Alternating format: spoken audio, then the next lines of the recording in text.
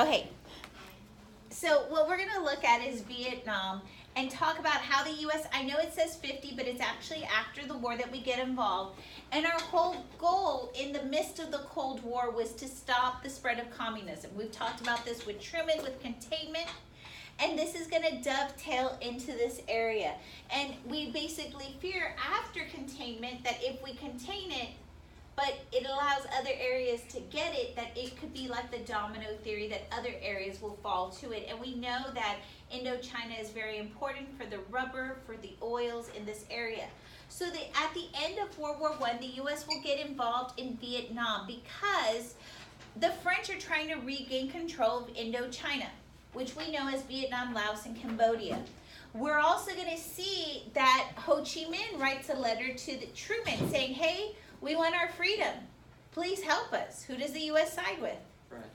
France. Why do we owe the French? A long time ago, American Revolution. We owe them our independence. And so the U.S. will aid France in establish their attempt to reestablish control. And Truman does not aid Ho Chi Minh. Ho Chi Minh will go get aid elsewhere. And what will occur is the U.S. just sends money, but the French lose at Dien Bien Phu. And this will lead to the Geneva Conference, where we're going to be involved. And we're going to get involved, and this is going to lead to what we know as the division of Vietnam right here at the 17th parallel, a DMZ, a demilitarized zone, and eventually free elections to occur. Do free elections occur? No. Even when I went to Korea, we divided it. We're supposed to have free elections. Did they occur? Even in Germany, we divided it where free elections are supposed to occur. Did it occur? No, it's a repetitive trend. And so when we look at who the U.S. will eventually be fighting against, we have to look at Vietnam, and I'm going to draw a very bad Vietnam over here. So I know Vietnam is divided at what parallel? 17th, and this is a DMZ, no military weapons. So the Viet Minh, Ho Chi Minh is going to take control of North Vietnam, and his people who support him are called the Viet Minh, not Viet Cong. Let me get to the Viet Cong and where they're located. And the Viet Minh, their whole goal is to unite all of Vietnam under Ho Chi Minh. But He looks like Colonel Sanders. Okay, so we divided here. South Vietnam is going to fall to the U.S. in the Geneva Accords. And we are going to put up a guy. His name is Ngo Dien Diem. Was Ngo Dien Diem the ideal person to put in South Vietnam?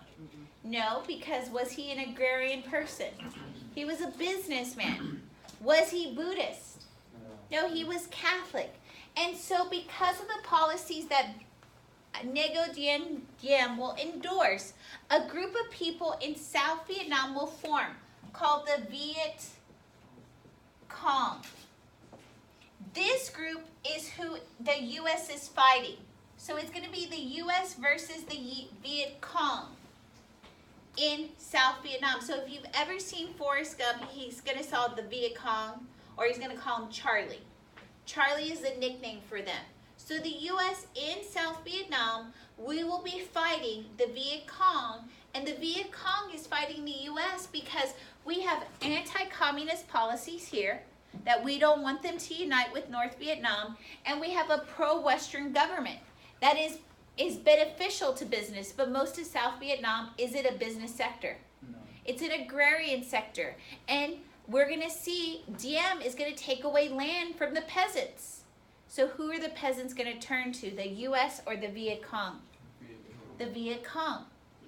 The U.S. is going to start burning pagodas.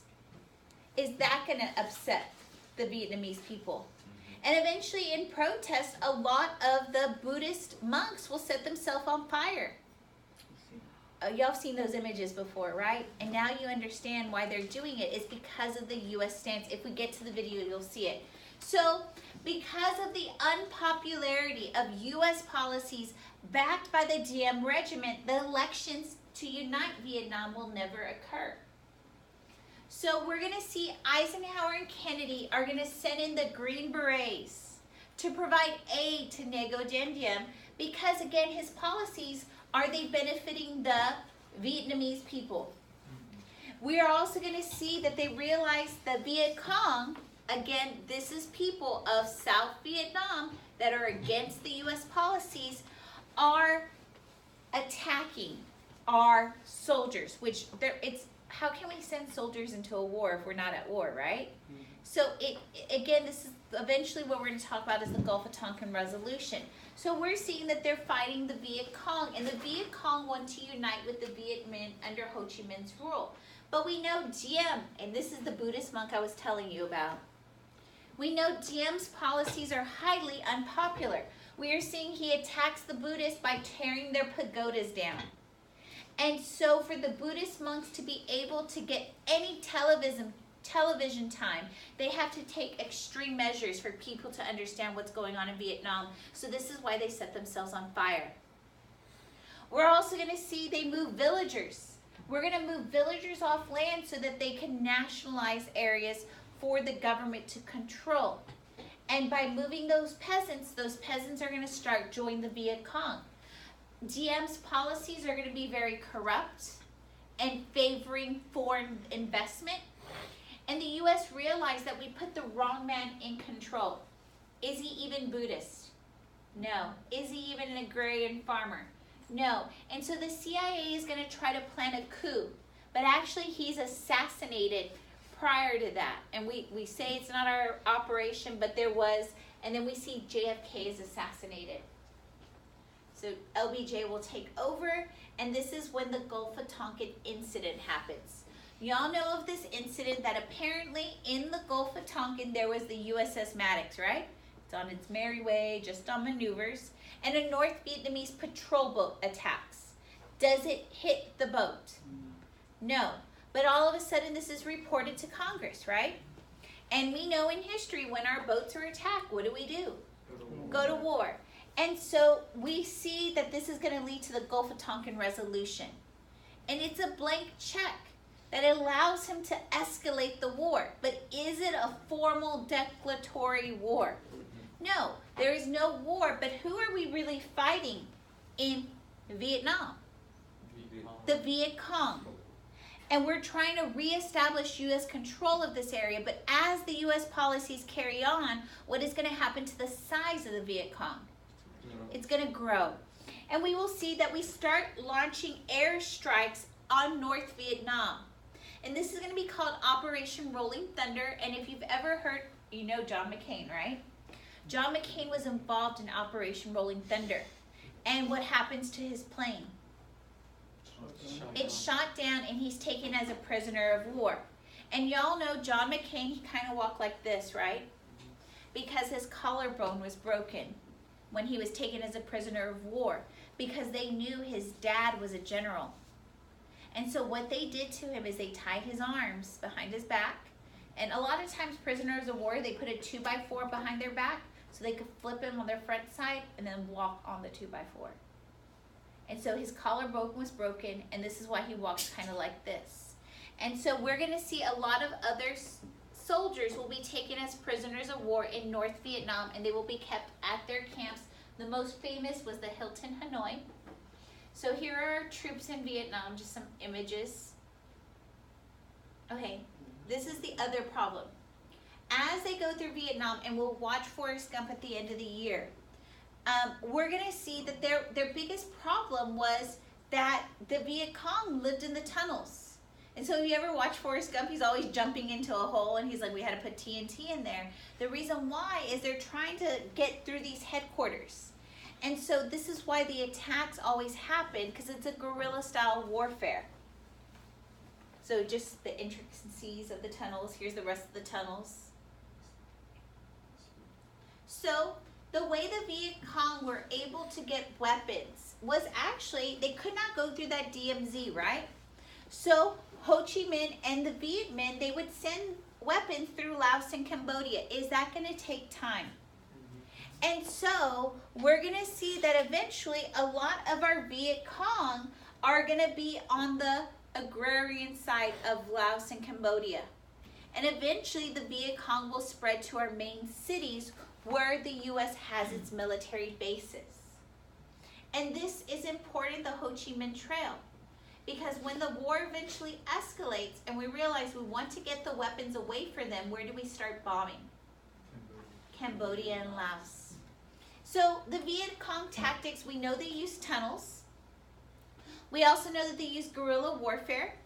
We also know that they move freely within the cities. It's not a typical war where we see people in uniform and we know that they're the Viet Cong. The Viet Cong live within the civilian people. We also see that they have trained children that are helping as well. And we're seeing that they use the Ho Chi Minh Trail. And so this is why the U.S. is going to develop some policies that we're going to start to go in and kill any man of fighting age, which you should have seen in your reading called the Malay Massacre. When the people would not turn in any of the men, they took the women and the children, they put them in the pit, and they killed them.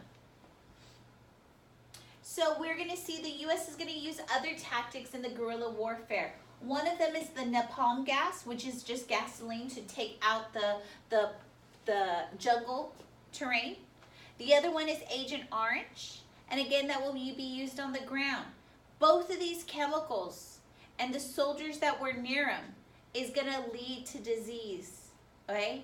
And we'll see a lot of our veterans having to suffer the types of cancer they get from this. The other thing I had talked about is we did not know who the Viet Cong were because they did not wear formal uniforms. So the U.S. would go on search and destroy missions where we would go into villages and we would ask for the men of fighting age who are part of the Viet Cong, and would the people tell? No, and so they would basically just destroy, and this is what we know as the Malay Massacre. So this is just in the palm tack.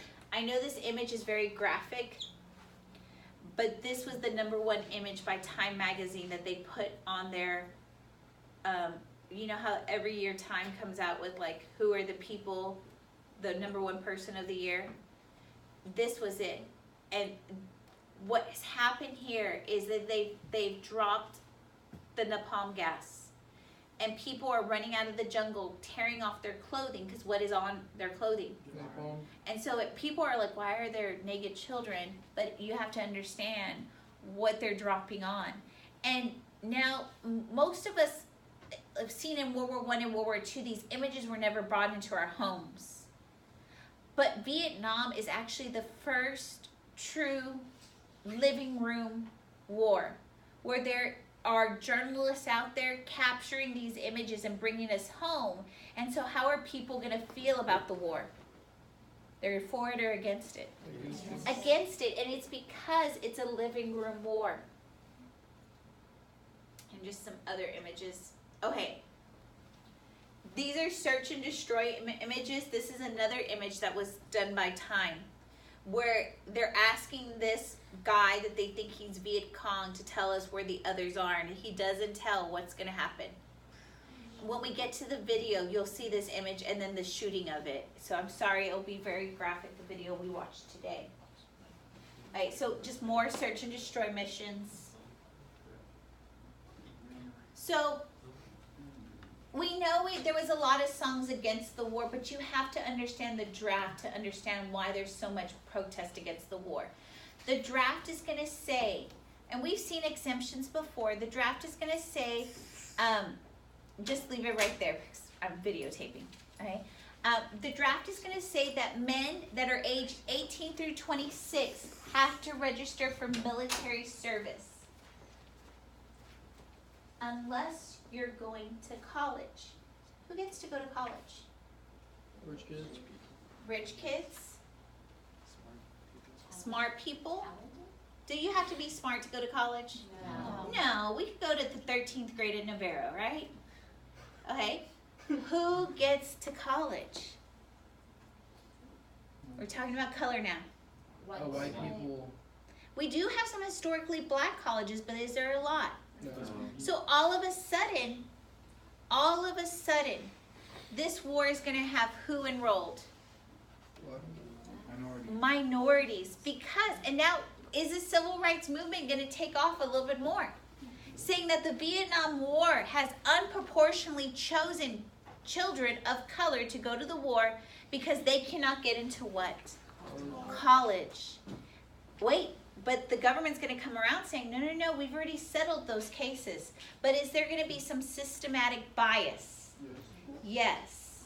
And so this is why the civil rights movement is going to move to violence, because MLK and Malcolm X and all these other people are saying, no, you've got to realize that our men, and this is the first time that we will see African Americans on the front lines with guns. There are more African Americans in proportion to their population represented in Vietnam. So now can you understand why the civil rights movement moves to violence? We're also going to see the burden of the war is on the lower class, because y'all said rich people, right, can go to college. And then we talked about the 13th grade, but we're going to see a higher proportion of people in college. Okay? And so this is why the anti-war movement takes off, because people start to look at the systematic bias. And I know, hey, LBJ, how many kids did you kill today? Is going to become the mantra, because LBJ will escalate the war and many people are going to blame it on him. But has this war been escalating prior to him? Yes. And you just got this sheet, right? Can y'all see the amount of troops coming in? We see prior to Kennedy, we had 900. And then Kennedy comes in and they keep on going. We have about 16,000 under Kennedy. Then LBJ comes in and look at how much our soldiers go up. It goes from 23,000 to the end of his administration at 465,000 soldiers there. So do you understand why they blame him? And many people are like, LBJ is a bad president. But we had just done Great Society when we were looking at all those programs. We're like, wow, he's done civil rights. He's done a war on poverty. He's brought education. But it is the war in Vietnam that will taint his presidency. So, the Tet Offensive. And Tet is the Vietnamese name for New Year. What do most people do on New Year's? Party. And so they have a truce. What they're going to do is this DMZ, they're going to open it up so that people can bury their dead. They're going to bury their dead, right? But this is going to lead to a surprise attack, because the weapons used to have to go through Laos and Cambodia and the Ho Chi Minh Trail, right? And so they open up the border. People are burying their dead. They're going to put in the coffins weapons. And this is going to lead to a surprise attack. And this, many Americans were like, whoa, this was supposed to be a truce. So does the war look winnable anymore? No. And because of Tet and the protests that will happen, LBJ will announce that he will not run. LBJ says this war is winnable, but what we see from Tet doesn't look winnable. This establishes a credibility gap, that our government says one thing and we see other things on the TV. So the Tet Offensive, 68 is a tumultuous year, because it starts off with Tet, where it tells us we're not winning well. MLK will be assassinated, Bobby Kennedy will be assassinated, and then we get to the Democratic National Convention. And the Democratic Party is synonymous with two things. One, civil rights, but continuing on the Vietnam War. And so people are going to protest, and Mayor Daley takes out the police, and there will be open conflict between the Vietnam protesters and the police. So just the assassinations and then the protests. So Richard Nixon wins in 68, and what he's promising is an end to the Vietnam War by Vietnamization, handing over the war to the Vietnamese people. Okay, we know Nixon doesn't win in a specific place. Where does he not win? In the South. And this eventually, you saw on your study guide, was a Southern strategy. We'll talk about next week where he'll try to win this area. So Nixon comes in and he implements a policy called Vietnamization, where we are doing the most unpopular thing of the war is pulling our troops out. So if you see on Nixon's administration on this chart, what happens to the amount of troops we have in? It goes down because he's pulling out our troops and he's saying we will fund the war for the people who are fighting against the Viet Cong. But what has happened to the number of people who are part of the Viet Cong? It's gone up. And so what will happen is he says we will win the Vietnam War with peace but with honor. And we will move away our soldiers, and the Nixon Doctrine will come out, basically saying that we defend our commitments, but we're not going to commit our soldiers anymore. And so people begin to like Nixon, right? Our soldiers are coming home. But do you think our soldiers are going to be respected when they come home? No. This is one of the groups of soldiers that is not respected. World War I veterans are respected, World War II veterans are respected, but our Vietnam veterans are not. And Nixon had promised we're ending the most unpopular thing of the war.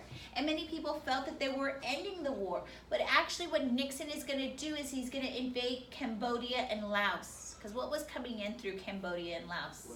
The weapons. And so this is what's going to lead to people protesting. And one happens at Kent State. And they go to the building they feel that represents the military, which is the ROTC building. And they're protesting and they're setting it on fire, and the National Guard is sent out. The National Guard is sent out and they kill 4 people. Are people up in arms about our government and their commitments in Vietnam and the deception? And so by the 70s, we're going to see, because of our soldiers' commitment to the war, the 26th Amendment, which is the last amendment, will bring down the voting age to 18 years old. We're going to see the draft will move to a lottery system. What that means, the lottery basically means is they have everybody's birthday in a giant bowl, and they pull out December 14th. Everybody born on that day, 18 to 26, is going to war. Well, how can you get out? College, medical exemption, or if you have what? So this is why Fortunate Son comes out in relation to the lottery, right? The Pentagon Papers will eventually come out that will reveal that was the Gulf of Tonkin incident real? No. And Nixon's going to get upset about this, and he's going to try to sue and prevent its publication. But can the press publish this? Because of what amendment? First Amendment. And we're going to see that it gets published, the people get disenchanted that we have been deceived into Vietnam, and so the Gulf of Tonkin Resolution will be repealed, and Congress will limit Nixon's power with a new act called the War Powers Act. And the War Powers Act says that he has to go to Congress. He must go to Congress when sending troops into a conflict. He only has 60 days that he could send them. After 60 days, can he have those troops there? What does this do? Expand the presidential power or decline the presidential power? Decline. So by 1973, Nixon is out. We agreed to a ceasefire as long as they return our POWs. We will withdraw our troops. Whoa, what is that the U.S. saying? Drawing our troops. It's a retreat. We are retreating, and are we going to lose in Vietnam? And so this last image is us rescuing our embassy workers out of there and American sympathizers in Vietnam, because who is taking over Vietnam? The Viet Cong with the assistance of who? Ho Chi Minh's Viet Minh. And so after the U.S. moves out by 1975, Saigon falls. Saigon will no longer be Saigon when it's taken over. It becomes Ho Chi Minh City. So did the U.S. win? Here are our POWs coming home. And then this will eventually be created in remembrance of the Vietnam War, the Vietnam War Memorial. I'm sorry, we've done Vietnam. Okay.